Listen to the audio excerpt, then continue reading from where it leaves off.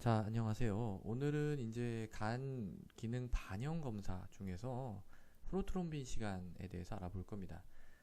지금 이제 사실 간 수치 시리즈를 하고 있습니다. 간 수치에는 AST, ALT 이거 이미 자세하게 말씀을 드렸고 ALT, ALP, 빌리루빈 그리고 이제 알부민 이것도 이제 말씀을 드렸어요. 사실 근데 제가 이거 개괄하면서 말씀을 드렸는데 프로트롬빈 시간이라는 거는 혈액 응고하고 관련된 거라 그랬죠. 혈액 응고하고 관련된 거라고 했습니다. 그렇기 때문에 얘를 이제 간 수치라고 부르지는 잘 않아요. 그렇지만 요 혈액 응고하고 관련된 프로트롬빈 시간은 간 기능을 굉장히 잘 반영하는 검사입니다. 그래서 간 수치하고 같이 많이 측정이 돼요. 같이 많이 측정이 되기 때문에 요 시리즈에 같이 이제 넣어가지고 한번 말씀을 드리려고 하고요.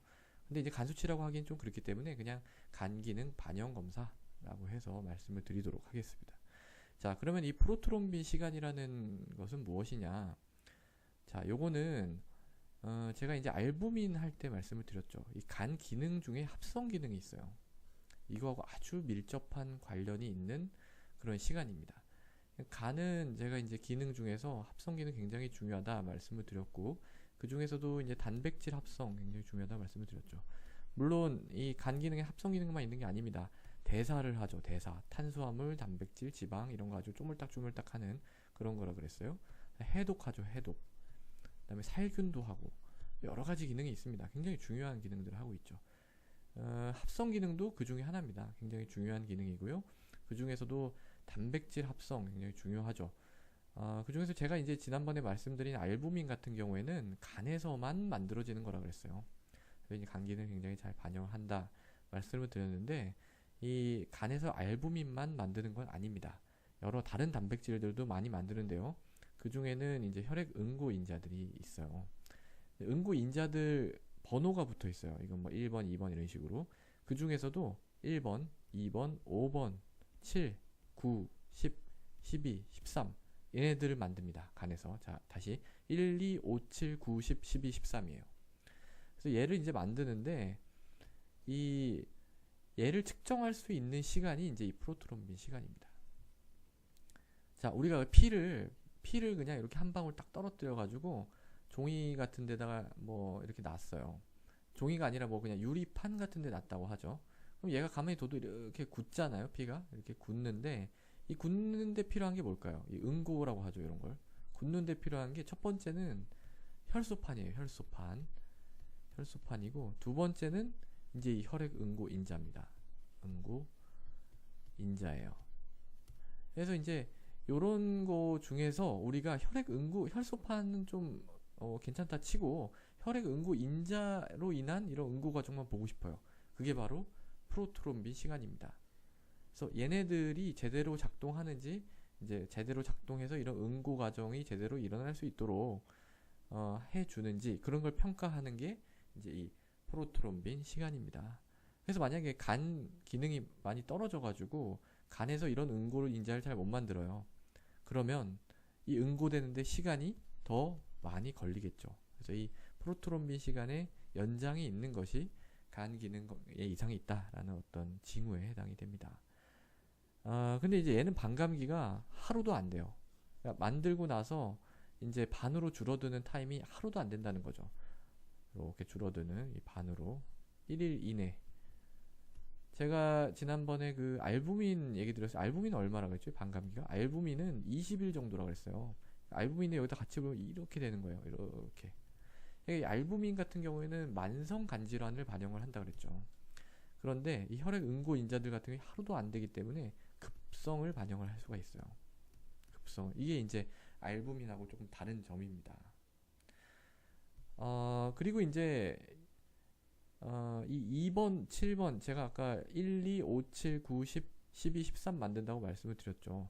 그 중에서도 2, 7, 9, 10, 2, 7, 9, 10 요 네 가지 합성하는 데는 비타민 K가 필요합니다. 그러니까 간에서 잘 만든다고 해서 간에서만 뭐 다 만드는 게 아니고요. 비타민 K가 들어와 줘야 2, 7, 9, 10은 만들 수가 있습니다. 근데 이 비타민 K는 어디서 들어오느냐? 음식 먹어서 들어올 수 있고요. 그 다음에 또 장내 세균이 얘를 합성해 줘가지고 우리 몸에 공급을 해줄 수도 있습니다. 자, 여기서 또 세균이 또 좋은 역할을 하는 거죠. 이런 경우에는 세균이 무조건 나쁜 게 아니에요. 우리 장에 있는 세균은 우리 몸과 공생관계입니다. 공생관계. 그 예 중에 하나기도 해요. 합성을 해가지고 비타민 K를 공급을 해줘서 우리 몸에서 2, 7, 9, 10 요 혈액 응고 인자를 합성할 수 있도록, 간이 합성할 수 있도록 도와주는 역할을 이 장내세균이 하는 겁니다. 자, 그래서 만약에 근데 이 비타민 K가 영양실조가 있어서 비타민 K 하나도 못 먹었어요. 이런 경우는 비타민 K가 떨어져가지고 이런 거 합성이 안 될 수가 있겠죠. 그 다음에 이 비타민 K는 지용성이거든요. 지용성 비타민이에요. 그렇기 때문에 음식 중에서 그러니까 기름기를 너무 안 먹으면은 또 이런 게 흡수가 아예 안 될 수가 있습니다. 지방 흡수가. 그리고 또 이런 걸 먹는 것뿐만이 아니라 이제 담관에 문제가 있는 경우, 담관 폐쇄라든지 어떤 뭐 췌장염, 만성 췌장염 이런 게 있을 때 우리가 지방 흡수하는 데 있어서 지방을 이렇게 잘 이멀전 시켜가지고 같이 이렇게 쫙 흡수가 돼야 되는데 이런 병이 있으면 그런 게 잘 안 됩니다. 지방 흡수가 잘 안 돼요. 그러면서 같이 이 지용성 비타민 K도 잘 흡수가 안 됩니다. 이런 경우에는 음식으로 비타민 K 아무리 많이 들어와도 몸에서는 받아들이질 못해요. 이 비타민 K를 지방을 통해서 들어와야 되는데 이런 게 잘 안 되기 때문에. 그리고 또 이제 뭐 항생제를 많이 썼어요. 항생제를 써가지고 장내 세균이 다 죽어버렸습니다. 그러면은 합성이 안 돼가지고 또 비타민 K가 줄어들 수도 있겠죠. 그 다음에 또 이제 와파린이라고 하는 약이 있어요. 이거 아시는 분은 아실 수도 있는데 굉장히 좀 옛날에는 굉장히 많이, 지금은 좀 줄었는데 이 약 지금도 꽤 씁니다. 이제 뭐 판막 질환이 있거나 부정맥 있거나 이럴 때 이제 많이 쓰는 약인데요. 요거는 아예 비타민 K 기량제입니다. 기량제 억제를 해요. 요런 경우에는 이 27, 90 합성이 잘 안 됩니다. 안 되기 때문에 뭐 물론 간 기능에 이상이 없어도 이 프로트롬빈 시간이 연장이 될 수가 있습니다. 그렇기 때문에 이 프로트롬빈 시간도 간 기능의 이상만 딱 반영하는 거 아니에요. 굉장히 제가 말씀드린 굉장히 여러 가지 문제를 이제 다 포함을 하고 있는 그런 개념입니다. 그렇기 때문에 제가 계속 말씀을 드린 건데 여러 가지 간 수치가 뭐 하나가 아니라 그랬죠. AST, ALP, 빌리루빈, 알부민, 또 이 간 기능 반영 검색, 프로트롬 이런 걸 다 한꺼번에 고려를 해가지고 무슨 문제가 있을까를 우리가 추정하는 그런 과정이다 하는 걸 다시 한번 좀 말씀을 드립니다.